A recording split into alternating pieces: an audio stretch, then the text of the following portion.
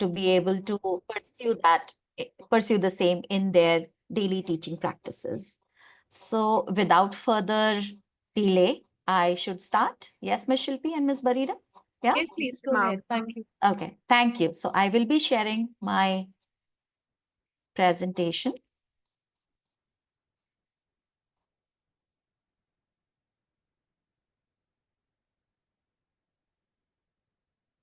Okay, so we all know we are here for the goal setting in early years. And before we dive into the session, I would like you all to scribe a personal goal that you would like to set for yourself from 10 years from now. And you can just keep that goal written to yourself. You don't have to share as such, but just take a few moments and write a goal for yourself, a personal goal that you wish to achieve in next 10 years.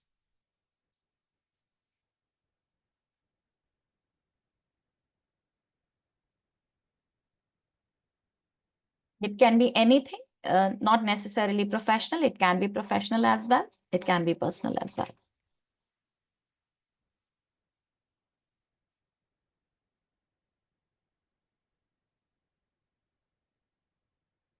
I hope everyone has engaged, and now we'll go a little further. We will come back to this a little later in our session.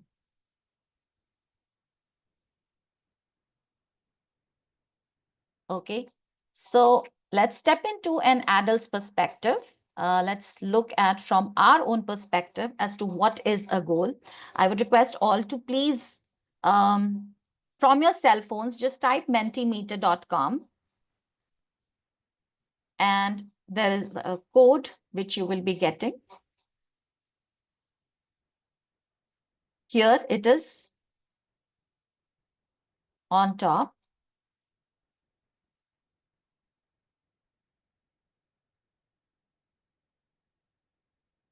And you can share that one word which comes to your mind when you hear the term goal. Let's have a few responses.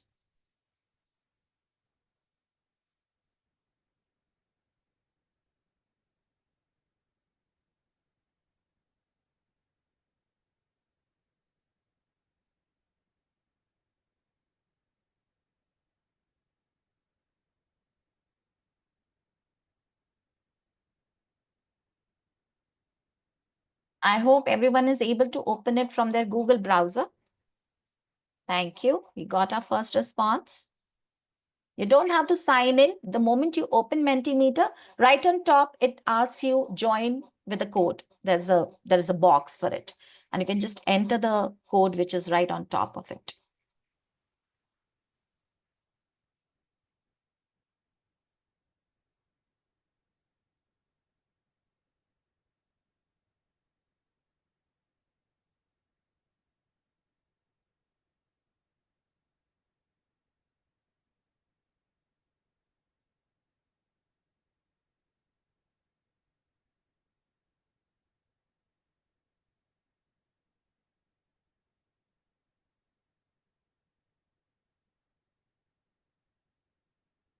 Yes, the moment we hear the word goal, we do, think of achievement, target, aspiration, learning new skill,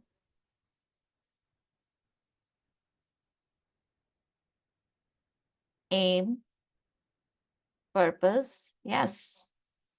So kind of we find it synonymous to the term goal, right?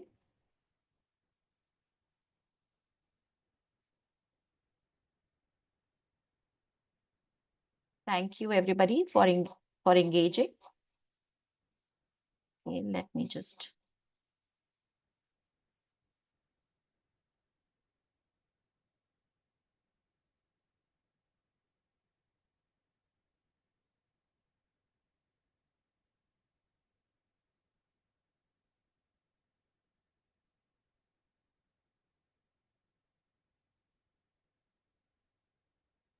Ms. Barira, is my screen showing the presentation? No, ma'am, not yet. Not yet? Oh.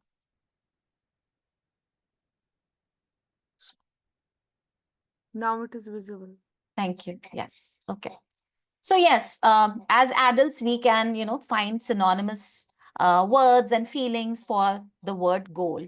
Now let's try to step into a child's shoes.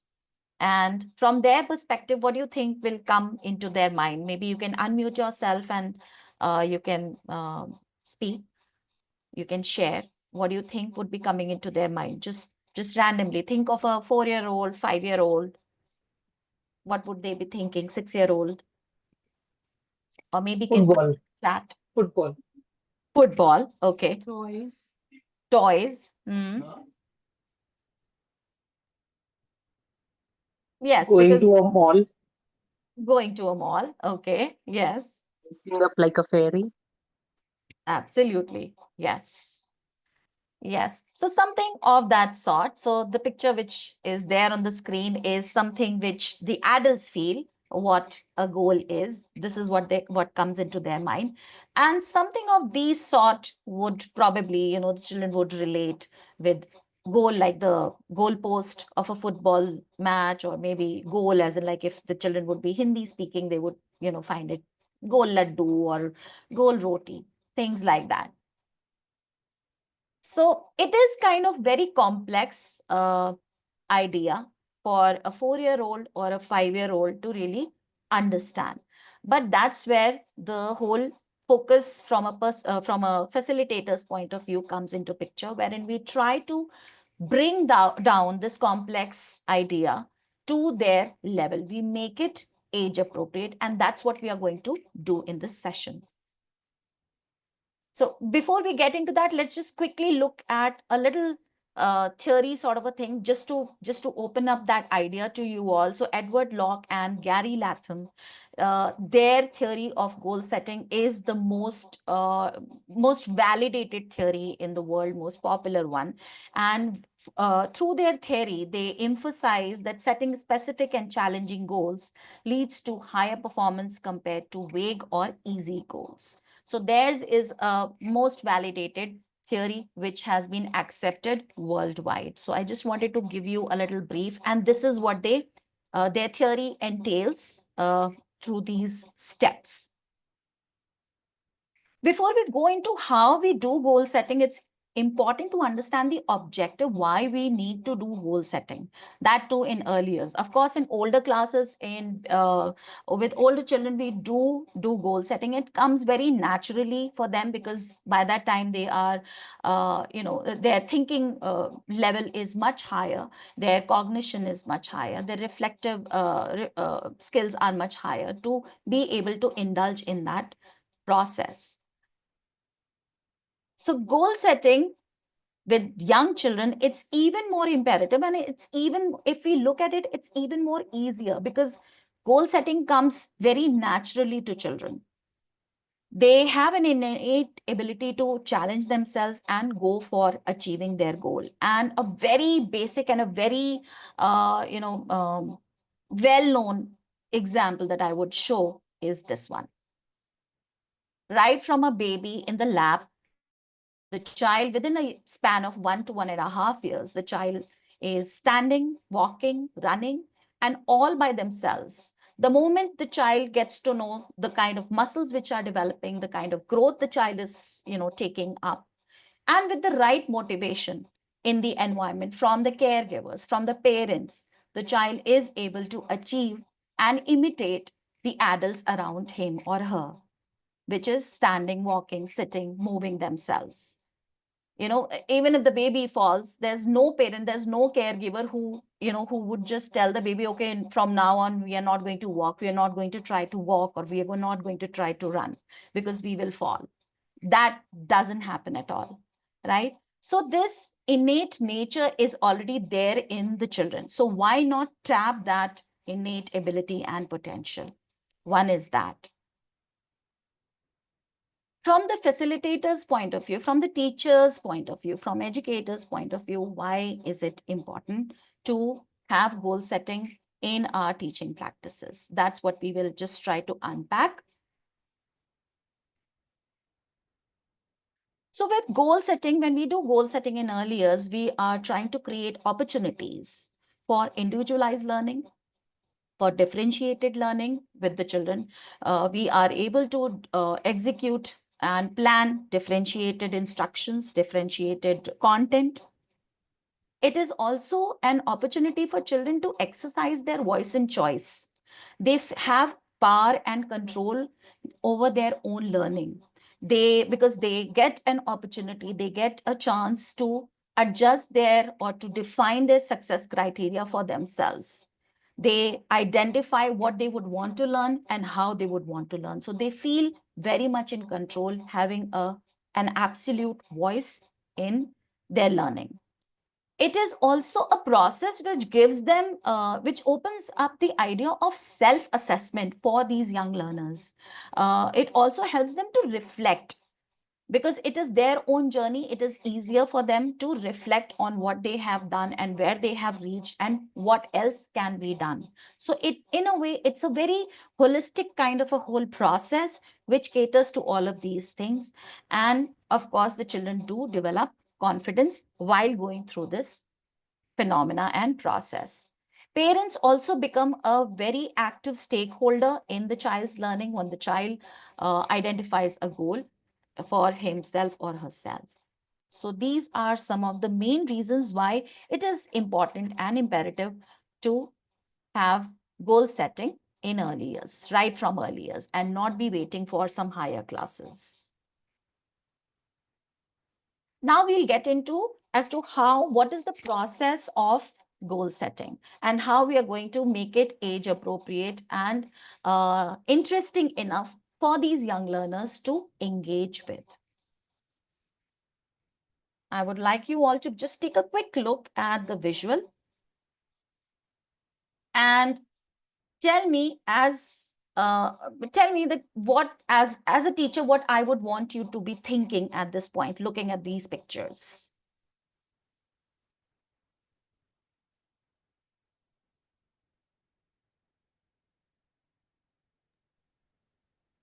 Any comments? Yes, please. Numbers? Numbers, okay.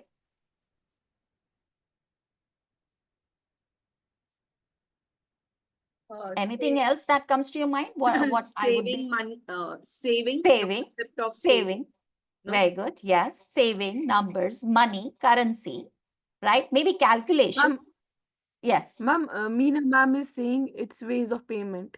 Ways of payment, right, right. So all of these things related to finance or related to money or currency, right?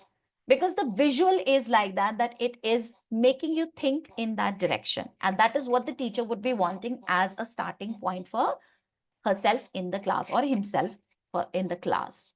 Similarly, for the young children, it is important for us to unpack the term goal, because you remember, we have to start from the goal post in the soccer field or the goal roti or going to the mall. From there, we have to come to the idea that what actually is a goal. So we need to unpack the term goal for the young children. And how do we do that? So here in the picture, you can see the children in the uniform. They are the older children. They are 4-year-old nursery kids, and they are visiting the toddler area in the school.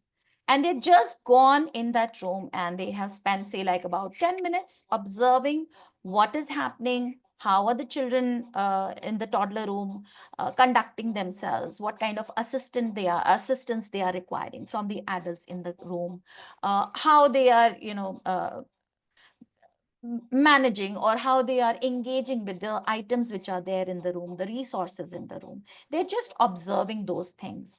And then as a teacher, you can see the questions which are there. That, do you think the toddler babies can come to our room and spend time? Will they be happy there? Will they be able to read the books that we keep in our reading corner? Will they be able to uh, play with the Lego blocks or the wooden blocks that we have in our room? So these kind of provocation questions help the children to think that there is a difference between the toddler children and themselves in terms of efficiency, in terms of knowledge. Then we further build upon this idea by helping the children to engage with items which are used by the infants or the toddlers. Like, and you can see in the collage of this picture, the children are just checking out the pram, the rattle, the toys, the little doll toy, and the milk bottles, the bib, the small rompers, all the things which are used by the toddlers and the little babies.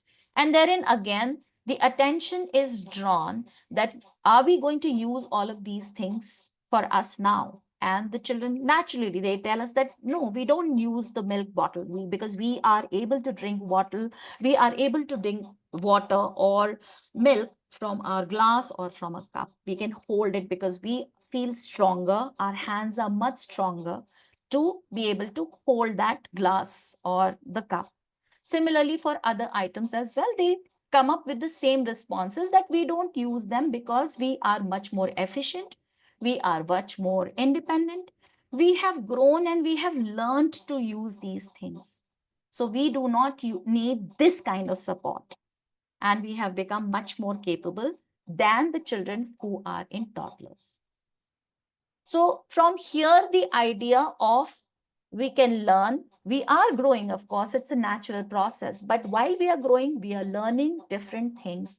We are acquiring different skills as we are growing. And we are using these things to become capable, independent, and more efficient. So from these two engagements, this is the whole objective which the teacher unpacks with the children.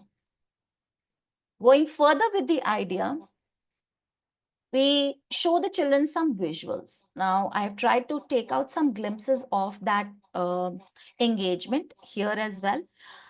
The young children in our class, they use child-friendly scissors. In order to develop their fine motor skills, it is important that they use child-friendly scissors very often.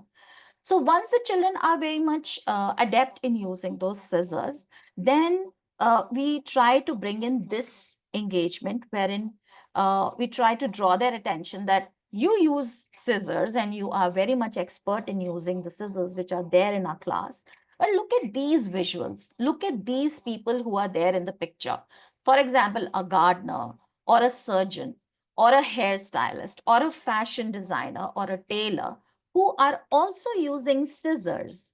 But do you think you will be able to use those scissors? Because you already are using one type of scissor in your class. Do you think you will be able to use these scissors? And then again, children observe and they start thinking and they start making connections that it won't be that easy for them. One, because the scissors are of different kind. They have not been using this kind of scissors because some scissors are very big, like the gardener, the one which is used by the gardener, he's using both the hands. The surgeon's scissors are also very different. He's holding the scissor in a very different manner. So is the hairstylist and the fashion designer.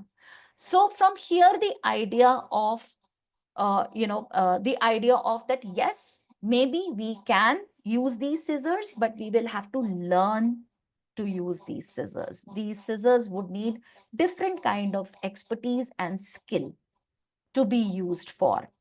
Also, maybe as a little child, I will not be able to use this scissor now, but if I keep learning, I will be able to gradually and eventually learn to use these scissors. So from here, the whole idea of learning and becoming expert in a particular field, that whole idea gets unfolded gradually with the children.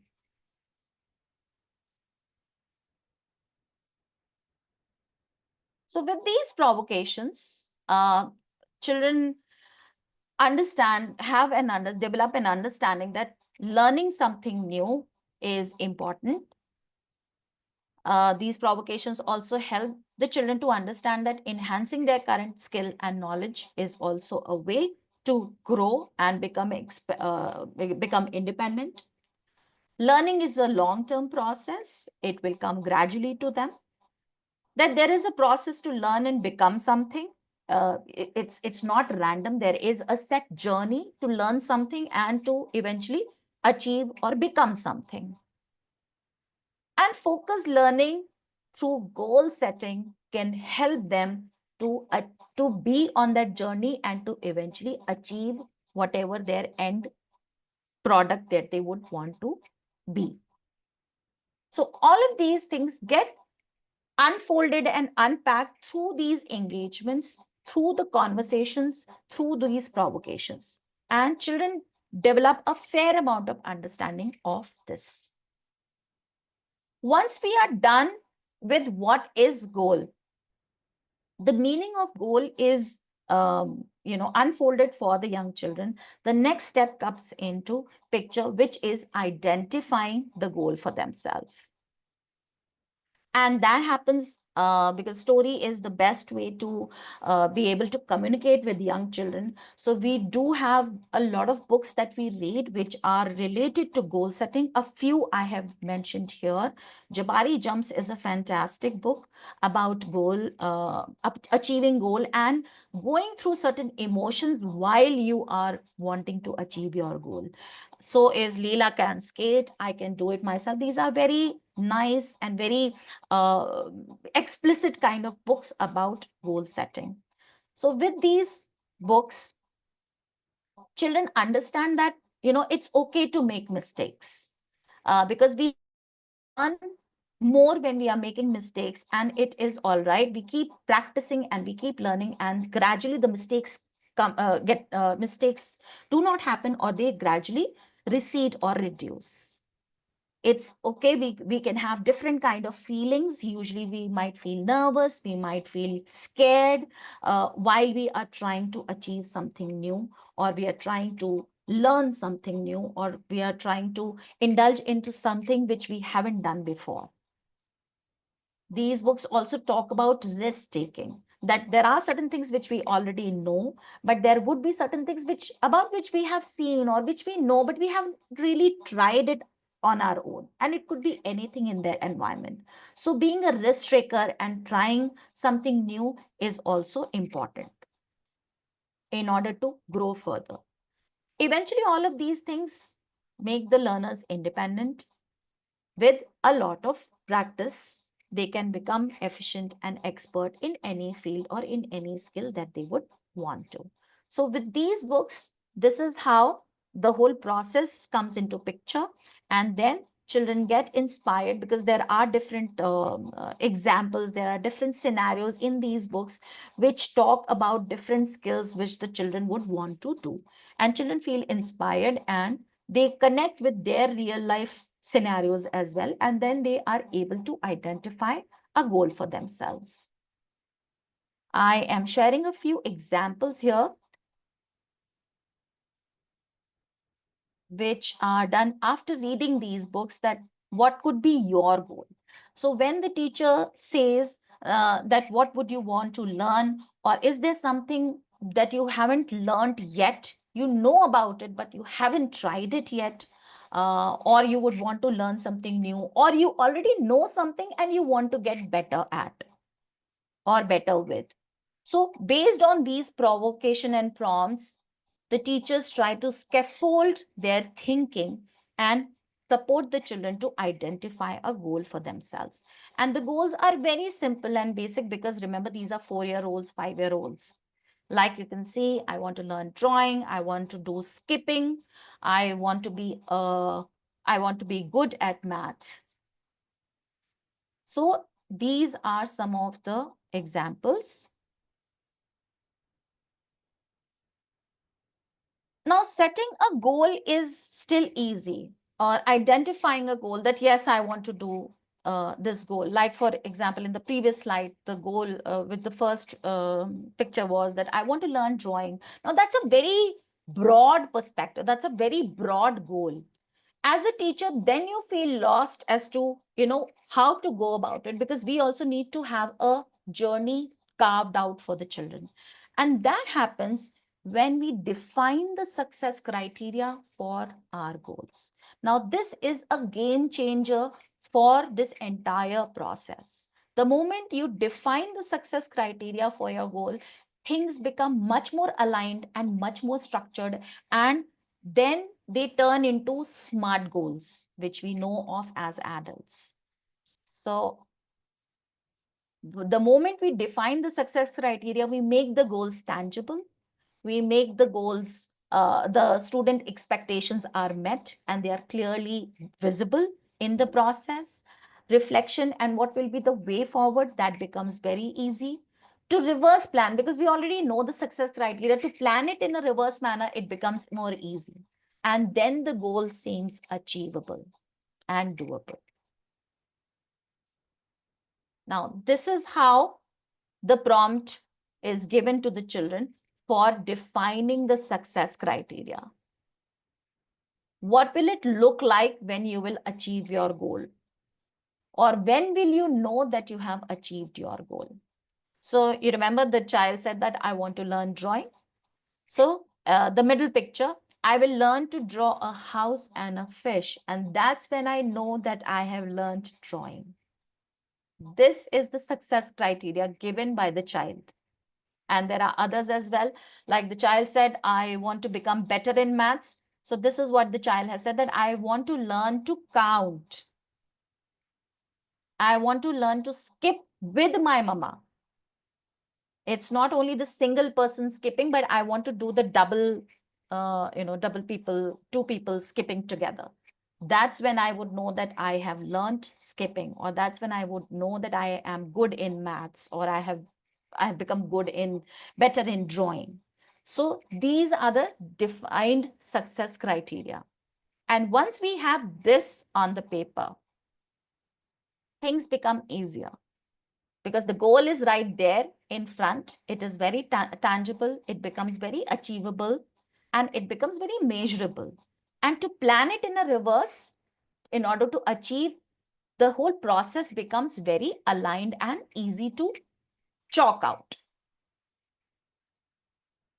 Okay, so now I would request you all to go back to the first slide wherein we had scribed our goal that we want to achieve in 10 years.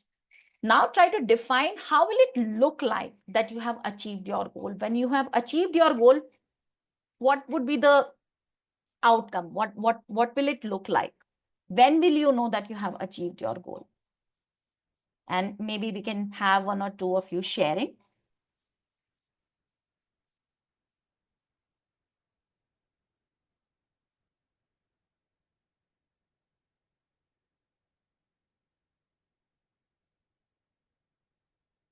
Anybody would like to share?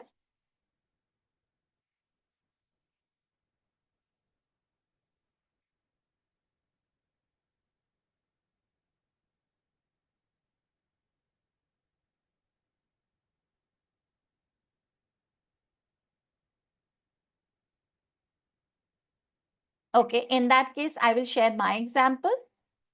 Yes. So initially, I had this in mind that I want to learn baking. I'm good in cooking. I can cook very well. But baking is something which I have never tried. So I feel I want to learn baking. But therein again, in baking, there are various styles of baking. Uh, there are various categories of baking, baking a cake. There are other savories which are baked. So my success criteria of baking is I would have learned the perfect kind of baking when I will be able to independently bake a cake for my daughter's birthday, for her 20th birthday. And that is my success criteria. So moment I know that I'm working towards baking a cake, I will reverse plan that I'm only going to focus my journey only on baking cake and nothing else.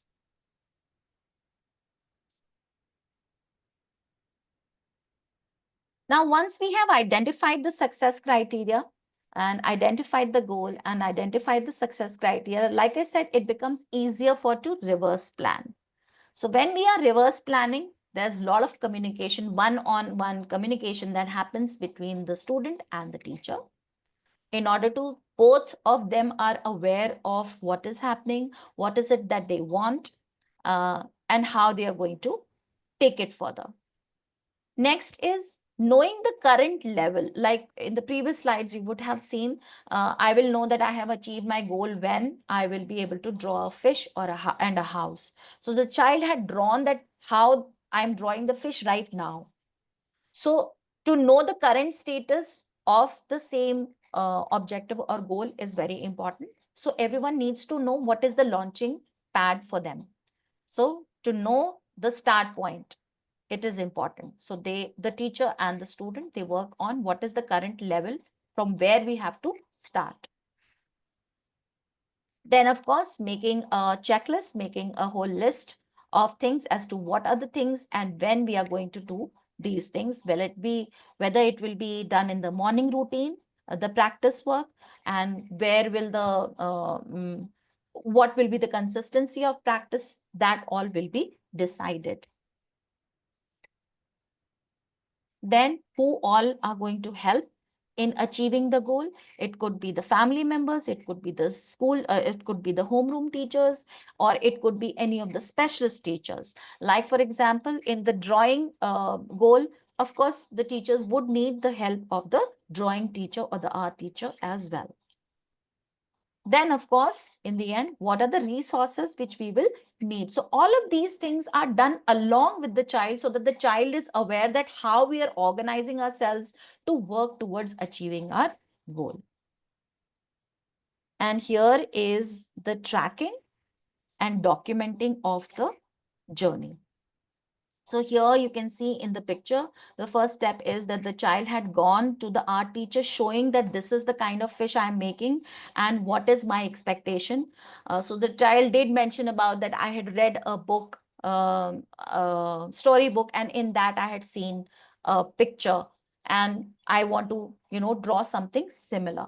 And then the drawing teacher gave the starting point that, okay, we have to work up, work as per the shapes and how we need to join the shapes. We start from the basic and then we go on to the refinement of our drawing. So this is how the journey started and this is how it started getting documented. And once the practice sessions and further things were done, then towards the end, there was a reflection which was done by the child herself, wherein she said that I have achieved my goal. As per me, I have achieved my goal. I have made a house and I have made a fish as well, the way I wanted. But she has further also said that maybe now, I should, I can do a little better. And maybe from a basic house, I can look at making some princess house or a castle sort of a thing. So this is the way forward with the child herself decided for their learning journey. This is the final outlook, the fish and the house. I will just quickly show you a journal, how it looks like. Ms. Barira, is the journal showing right now on my screen? Yes, ma'am. Okay. So this is how the journal looks like. It's a physical journal which is created. It's an A4 size. It's a PDF that I have created for one of the journals, my goal tracking booklet. So identifying the goal, I want to learn how to read books. Now this is a 4-year-old child, 4.5-year-old child who's saying, I want to read books. And she's also specified that I want to read the Gruffalo book. And my current status is that I can tell the story looking at the pictures. But I will know I have achieved my goal when I can read the words in the book on my own. So that is the success criteria identified by this student. And who is going to support? My mother and my teacher. And what resources I would be using? I would be using the picture cards. I would be using the letter sound cards because I need to, in order to read the words, I need to know my letter sounds. So it started from here, from the letter sounds, and here the teacher has kept on adding her feedback and her conversation as well. I need to practice writing these letters. So this is what the child is talking about, and these are all practice sheets which are done over the weeks and days. Then eventually the child said, it's not only going to help me with the letter sounds or the letters. I also need to know my tricky words or the sight words. And this is how the child has started reading the tricky words with pictorial sentences. and the teacher has scribed her observation. And this is a whole checklist which is handmade by the teacher herself. How the revision, and eventually the child has gone on to blending. And the blending is also happening. And when the child feels comfortable enough, she started reading the book. So she attempted to read the book.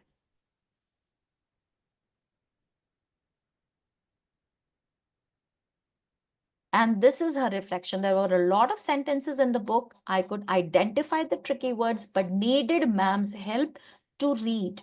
We could read 3 pages. And this is her honest reflection. I am still working on it. And the way forward, she said, I need to practice reading books with one sentence first. Only then I can read the Gruffalo book on my own. So she could adjust her goal. That Gruffalo book will come a little later. Before that, there are certain books which have smaller sentences. I need to look at those books.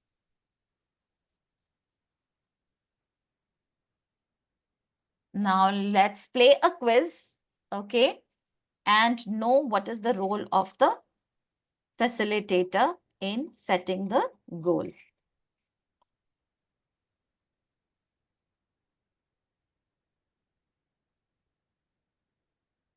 Ms. Barira, the screen has changed. Is it the quiz which Yes, is ma'am. shown? Thank you. So you have to tell me it is a thumbs up or a thumbs down. Make goal setting a mandate for the whole class. Should all the children be doing? Oh, we missed that. Yes, okay. Guiding students to reflect.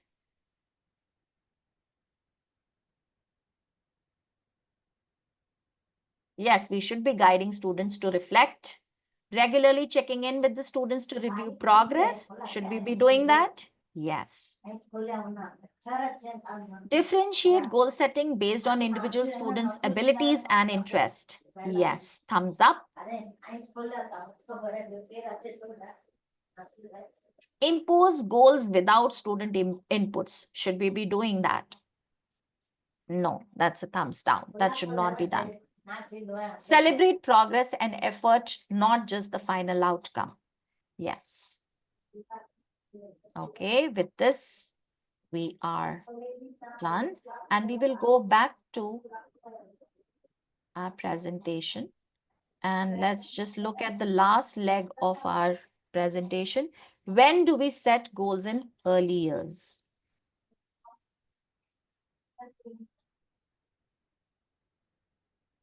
So setting a goal in the class cannot be a mandate. Why anybody would like to share? Why it cannot be a mandate for the whole class?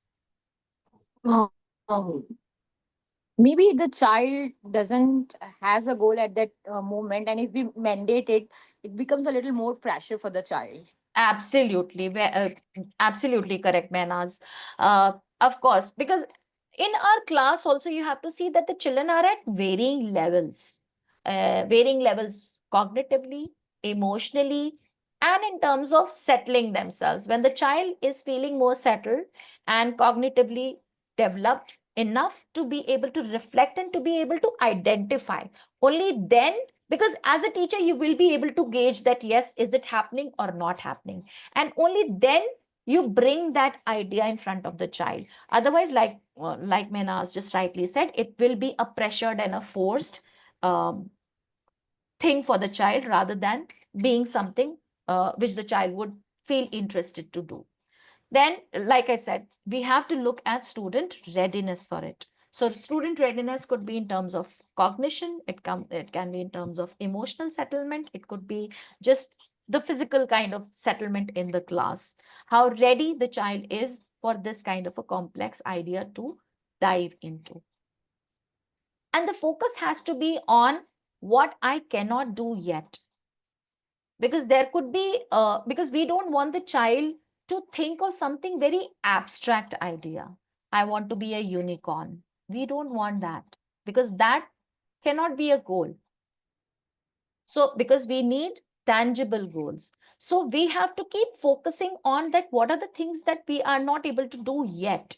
What are the things that we would want to do or we would want to learn? Just the way we have progress from the toddler to a 4-year old or a 5-year old, we need to further progress ourselves. We have learned things and we have become slightly skilled and efficient.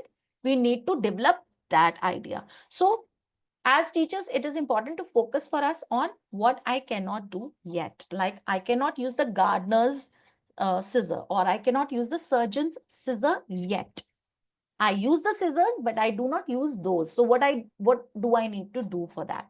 So always keep your focus on that, because then your conversation will steer around a tangible goal.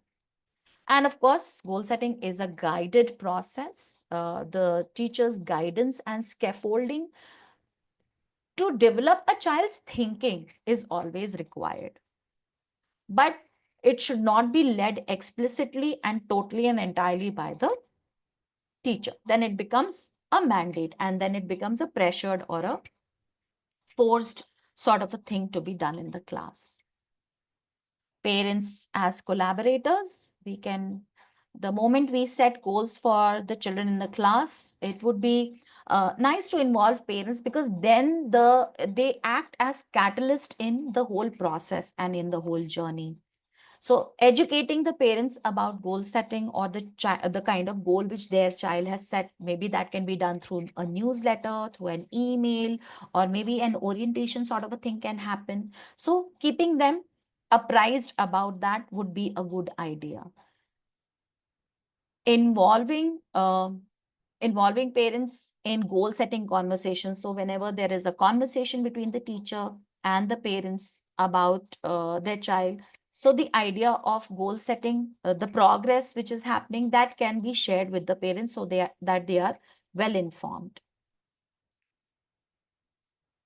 And fostering open communication channels, maybe the parents will be able to share some feedback if the child is doing certain things related to what the goal has been set at home. You can get certain inputs from the parents as well, which will further help the teachers to plan ahead.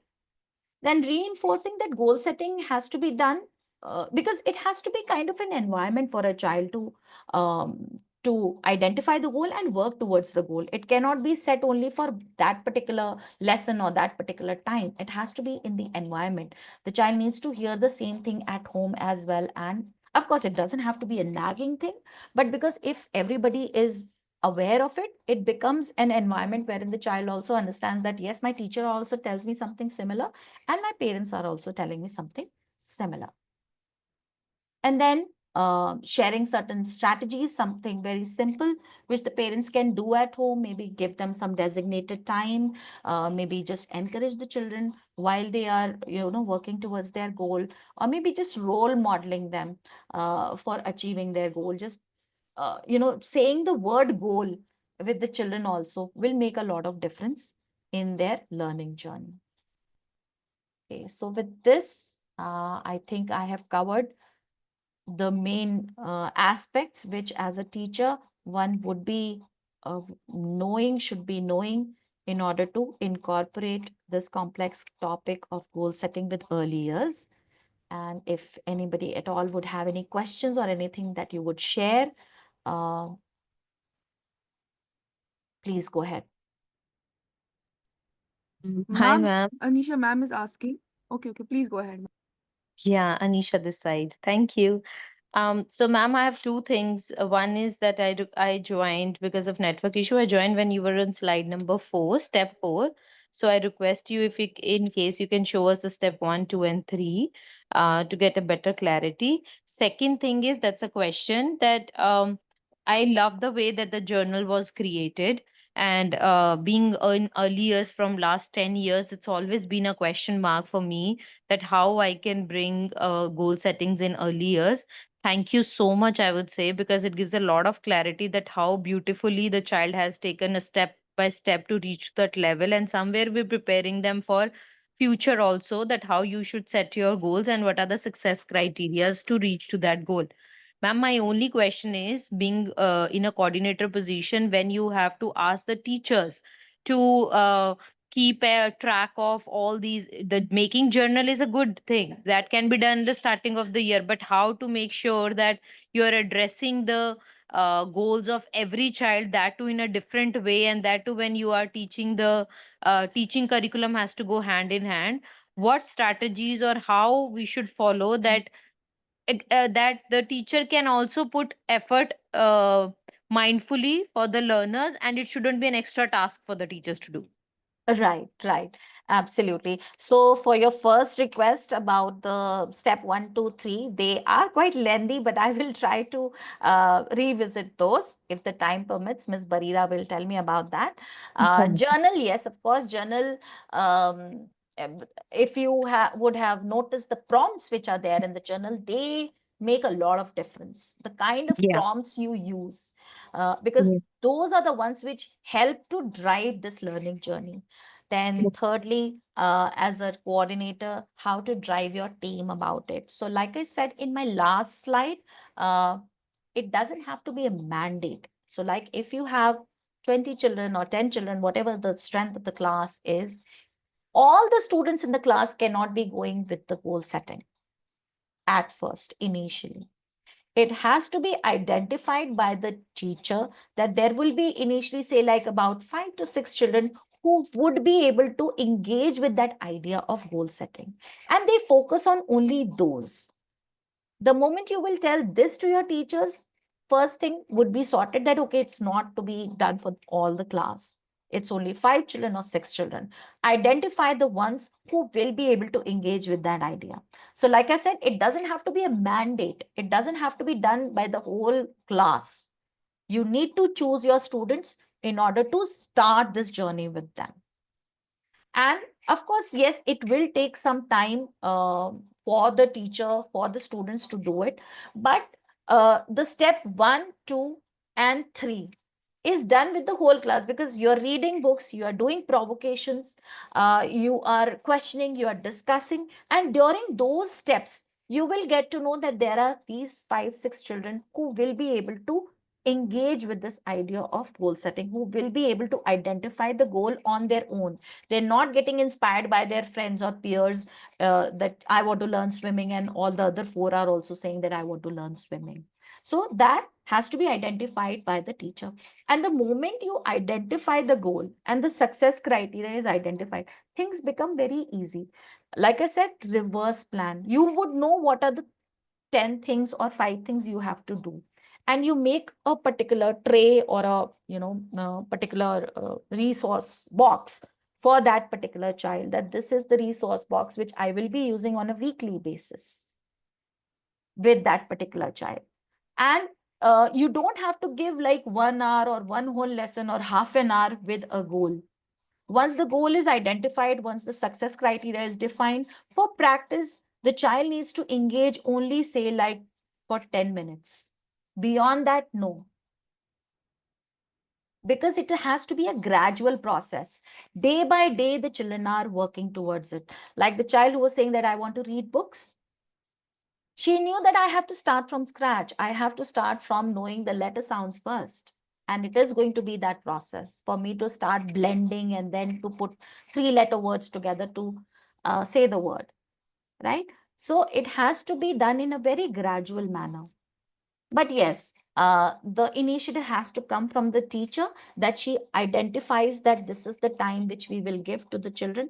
So like in our school, we have registration time in the morning, which is about 20 minutes, wherein the children are entering, they're walking in, and they have their registration time is very much like a free morning routine sort of a thing, wherein they engage with whatever is there in the class which interests them. So that is the time wherein the teacher has already planned it a day prior, that in the morning routine, what this particular child who has identified the goal will be doing. So the teacher will have to identify that 10 to 15 minutes of time for that student. And also, like how we do, I can tell about that if that works. One day, one child. It cannot happen like on once Monday morning, I come and I take all my 5 students or 6 students and come sit with me. We will make the goal. We will do the success criteria. It won't happen like that. So it has to be one child, one day. So in a week, I will be able to cover my 5 to 6 children very easily. And by the end of, say like semester, by the starting of semester 2, the children are much more cognitively developed, and the process becomes even more faster and easier because the understanding is there much more. And by that time, you might have 3 4 more children who might join the whole group of goal setters.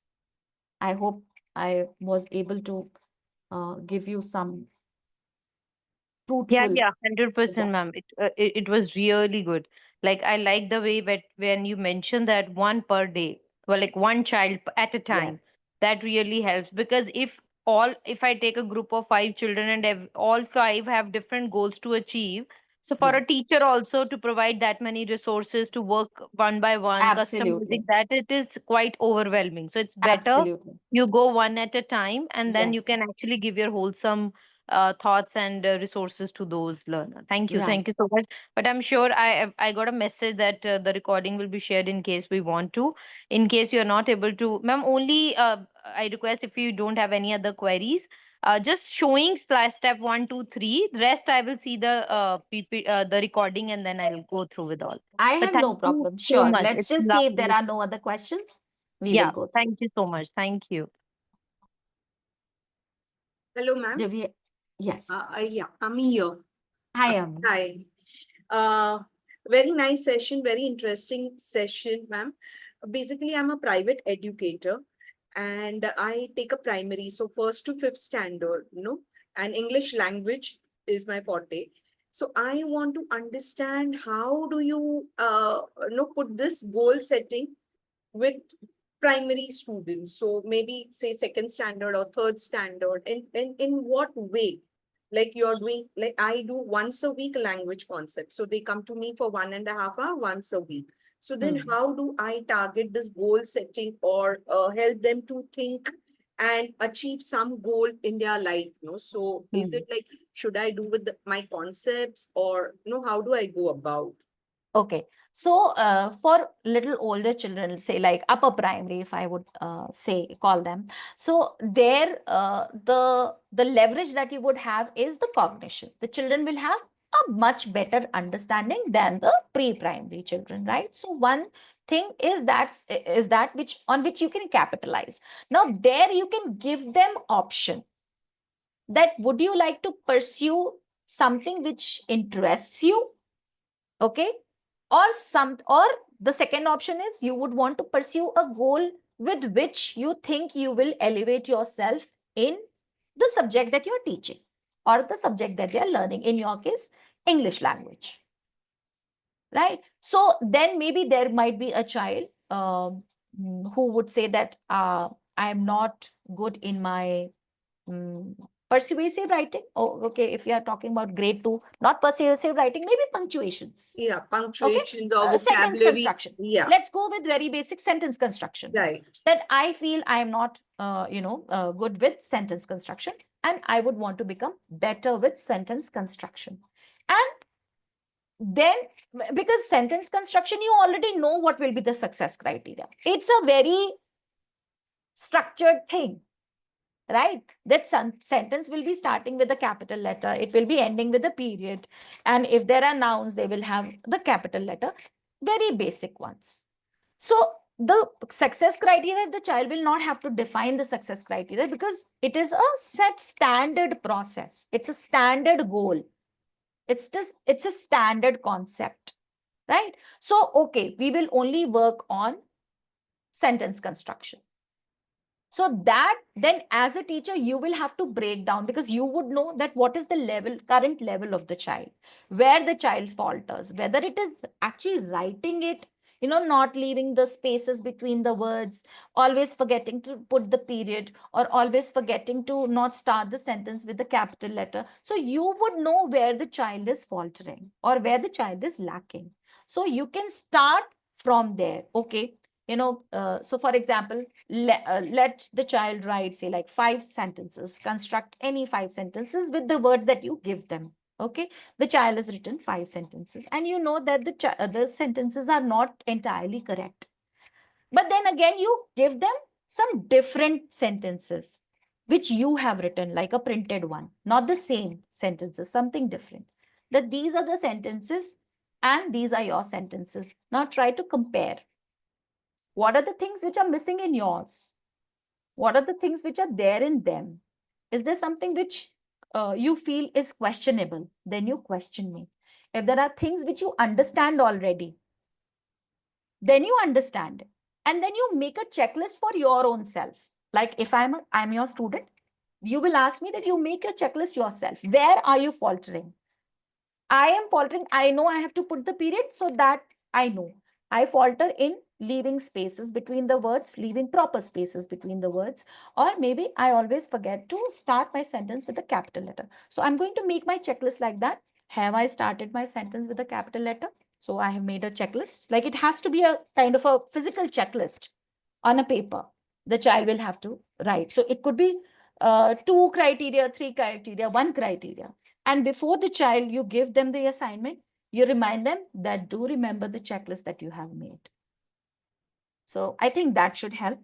Yeah, that's a fantastic idea, no? Where children themselves make a checklist and then you realize instead of teacher The whole making it, idea, checking yes, it, then they put a tick mark, yes, yes, yes, done. But absolutely. this The is whole a idea of this wonderful idea. process, the whole Right, idea of goal setting is right. reflection and self-assessing and self-adjusting. Adjust. Right, क्योंकि maybe there would be 4 students who all are bad with constructions, sentence construction, but right. all 4 would be doing different mistakes, True, true. right? So they need to have their own checklist, they need to have their own success criteria, right? But Right. eventually the sentence construction has to be, there are 4 things which are need to be covered in the sentence construction. Covered. Similarly for creative writing or whatever Right. concept of Right. language that you are doing. So the whole idea, the whole crux of it is that it has to be a reflective process. Help the child to reflect rather than you pointing out that this is the mistake. You give them something to compare with. Right. They will be able to find, oh, this is what I missed. And then they make the checklist because they just need to remember and recall that, okay, the Right. checklist, ma'am has told me that checklist. So yes, I'm going to write it like that. Wonderful. Very good. Thank you, ma'am. Thank you so much. Thank you. Very good idea. Thank you. Do we have any other question?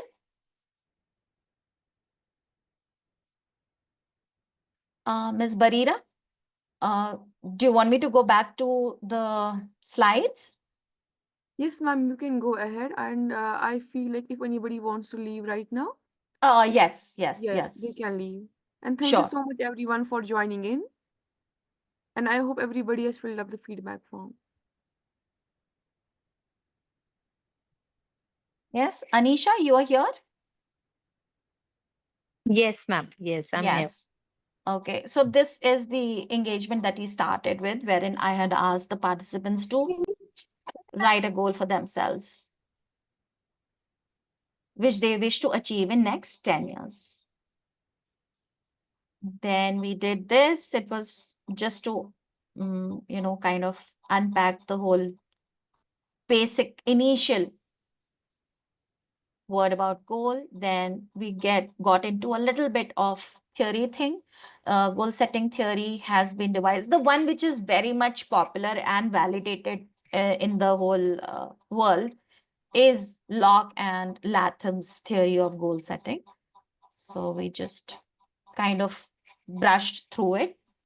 And then we went on to why it is important to have goal setting for early years. So the whole idea behind this was that, innately we are driven to achieve something, to achieve a goal. And that happens right from the moment we set our foot in the world. So for this, I had given a relatable example of a baby in the lap, a newborn baby, an infant, who struggles and takes up the challenge to sit, to stand, and to eventually walk and run, depending on the muscles and the growth and the development which the child is going through. And no matter how many times the child would fail, would fall, would get hurt, the child gets a very encouraging environment at home by the caregivers, by the parents, grandparents, everybody in the family, that no, you have to stand. Let me help you. Let's stand, let's walk, let's take the first step. And everybody celebrates it. So innately, we are driven to achieve something. And that is why, because if the young child, an infant, can do that, so can the earliest kids also. So why it is important for the teachers to do to indulge in goal setting activity for early years is because it gives us huge opportunity for individualized learning and differentiated learning. Because like what we were discussing just now, it has to be a one-on-one thing. It has to be not done with the whole class. So it brings in that differentiated instruction, differentiated content for students. What we were talking with Miss Ami right now about exercising their voice and choice, because the children will adjust their own success criteria, they will identify their own goal, so they will have full control of their learning. They will be able to know that what I'm learning and how I'm learning. So they have full um freedom to take their learning journey further.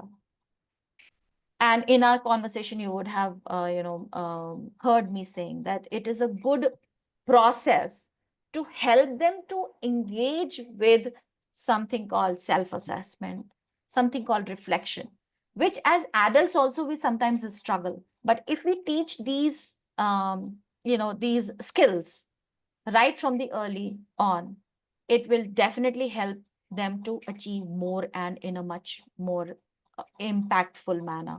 And of course, it helps children to become confident. And parents also become a real stakeholder in their child's learning. So then this was the process. So I had shown this picture wherein I wanted to know that what thought comes to your mind when you see this picture. So mostly participants had talked about math, about numbers, calculation, money, currency, these sort of things. So that was the teacher's intention, that that is what the kind of thought which they wanted in the students to evoke. And based on this, the relativity that I wanted to show was this, that you give some provocation which is related to your topic, and then from there you derive or you drive your discussion. So this is what we did, which was the first step, which Anisha you had missed, about unpacking the term goal, not the goal setting, but just unpacking the term goal for the young children. So this was the first provocation that was planned for children, taking the children to the toddlers room, just helping the students to observe that how the toddlers are behaving, how they're managing themselves, how they are engaging with the resources which are there in the class, what kind of assistance they are using, they are needing by the caregivers in the class. And then throwing them with questions such as, the mentioned in the cloud here, that do you think the toddlers can come and comfortably spend their day in your classroom? Will they be able to engage with your toys? Will they be able to read the books which you have in your class? And things like that. With this, the children could, immediately make connection that no, it's not possible for them to be able to spend comfortably that time in our class, because they are not old enough, they're not strong enough, they will not be able to listen and follow the teacher's instructions. They will always need that kind of assistance and help. Then we further built upon this idea by helping the children to engage with these items which are used by infants and toddlers. And with this, the whole idea was again to help the children to understand that these are the things which are not needed by the students anymore. The 4 and the 5-year-old students anymore, because they are more independent. They have learned to use certain things, which helps them to become more independent and more efficient. Then to further build upon the idea that, okay, there are certain new things which we have learned, but there are certain things which we have learned but not fully become expert. So in order to unpack that idea, we showed them some pictures of the ones which are shown here also, because the children often use a lot of child friendly scissors in our classrooms. So then we tried connecting the thought that, okay, you do use the scissors very wonderfully in the classroom, but do you think you will be able to use the scissors which are there, which these people are using in the pictures? So like the gardener's scissor, or the hairstylist, or the fashion designer, or the doctor's scissor. And then the children could observe that, no, we will not be able to use these scissors because they look very different. They need a different kind of holding. And our fingers and our hands are not that strong and big enough to use them. And it will take and then we also kind of, through the idea that, do you think the doctor will be able to use the gardener's scissor, and the gardener will be able to use the doctor's scissor? So we had these kind of scenarios, and the discussion did help the children to develop an understanding that though everybody is an adult, they all are big, but still they will not be able to to use each other's scissors unless they learn to do it. And same thing will apply to the children also, that they will have to learn to use these scissors, and learning will be a longer process and a gradual process. Of course, they will have to they will have to grow, and they will have to learn further. So this was the point wherein not yet. Okay, I cannot do it yet. I have learned to use scissors, but I cannot uh, use the surgeon's scissors as yet. So this was the point which was uh, unpacked for them. The 2 points: learning something new and something which we have already started learning, but there is more to it. So this was the summary of these provocations: learning something new, enhancing their current skill and knowledge. Learning is a long-term process, and that there is a process to learn and become something. Focus learning through goal setting. If we focus our learning or focus ourselves that, yes, I want to learn this, it is possible to learn. Then the second step was identifying the goal. So first we unpack the term goal, and then we help the children to identify the goal. So again, the previous engagement was done with the whole class. This step was also done with the whole class, because this was done through storybooks, because that is the most relatable medium for young children. So these are some of the books. There were others also which we had read, but these are some of the books which are very impactful and effective in communicating the whole idea to them. And through these books, we also looked at certain other aspects that it's okay to make mistakes. We can make mistakes when we are trying something new or we are learning something new. It is okay to feel nervous, to feel scared. We might not succeed in the first attempt, but we need to keep on practicing. And even if we fail or we are making mistakes, it doesn't mean that we should not try something new. We should keep on trying something new, because eventually by doing that, we become even more independent. And these are some of the examples. After reading these books, the children had identified the goal for themselves. So the whole idea through this is that you can see that the goals are very broad right now. I want to become good in maths. I want to learn drawing. I want to learn to do skipping. So these are very broad. So the next step was to narrow down these broader goals by defining the success criteria. And these success criteria were also defined by the students itself. The teachers did not do anything in them. It was just the prompt given by the teacher. So the teacher prompted that how will your goal, when will you know that you have achieved your goal? How will it look like? And then you can see the same examples. Here, the goals have been narrowed down, that I want to learn to count. When the child said that I want to become better in maths, the child meant that I want to learn to count. I want to learn skipping, to be able to do skipping along with my mom. It's not a single person I can, but I want to learn it to do with my mama. And then the drawing, I want to learn to draw a house and a fish. So by doing this, the goals became more achievable, more tangible. It gave a way, it gave a very clear expectation that, okay, this is the end goal that we are looking at. And then accordingly, the reverse planning can be done in order to achieve this. This was where the first slide where we had engaged in scribing a goal for ourselves. So then I had asked the participants to try to reflect on your goal and uh, see to define the success criteria for yourself. Yeah, ma'am. Yeah, I joined at that time. at Yeah. the time. Yeah. Thank you so much. It was so good, and it was so being thank you for actually explaining step 1 to step 3 again for me. Thank you so much. It means a lot, I must say. Thank you. It was really insightful. Recently, we were discussing about having goal settings for early years in our school, and when I have been asked that can we go ahead with early years for this, my point was I don't think so. They're too young for it.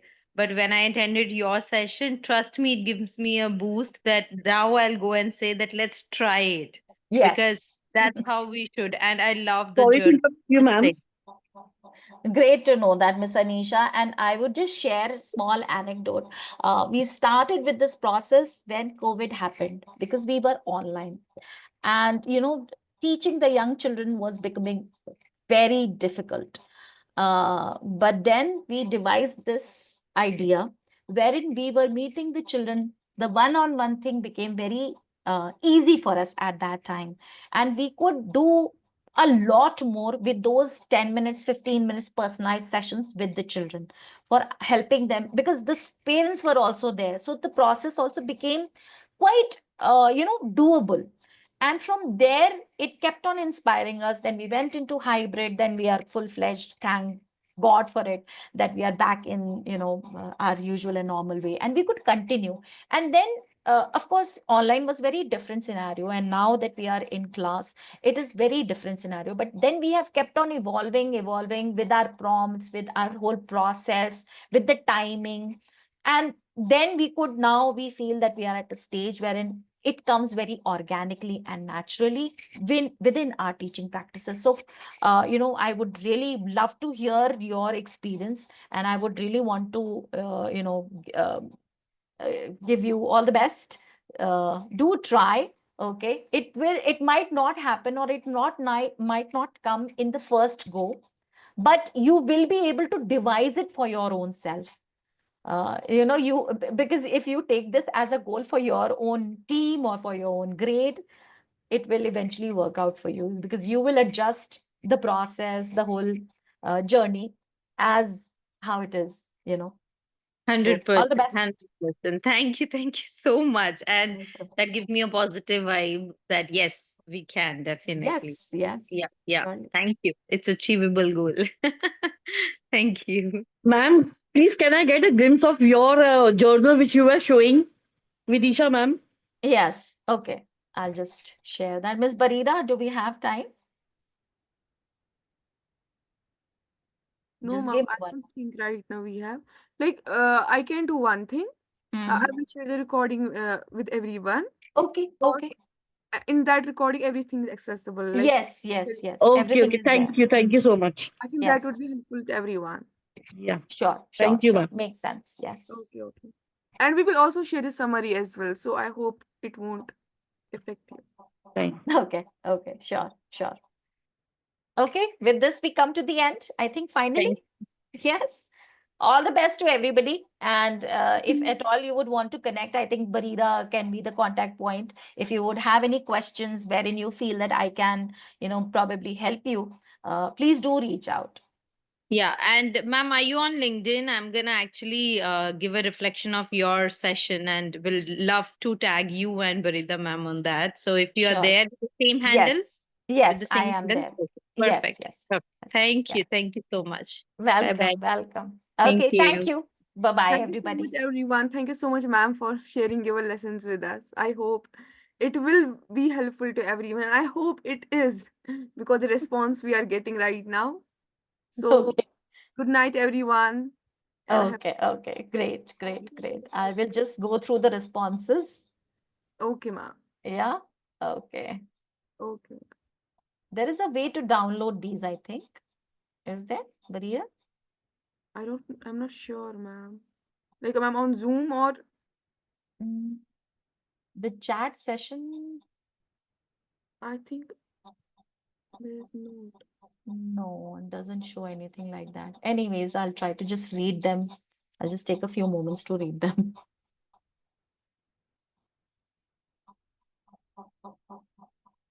I can share the picture with you. Like, I can take the picture and I can Okay, share. okay, do that, yes.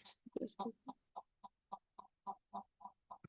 And the feedback form, you will share it with me also, yes, Barira? ma'am. Yes, Okay, ma'am. okay.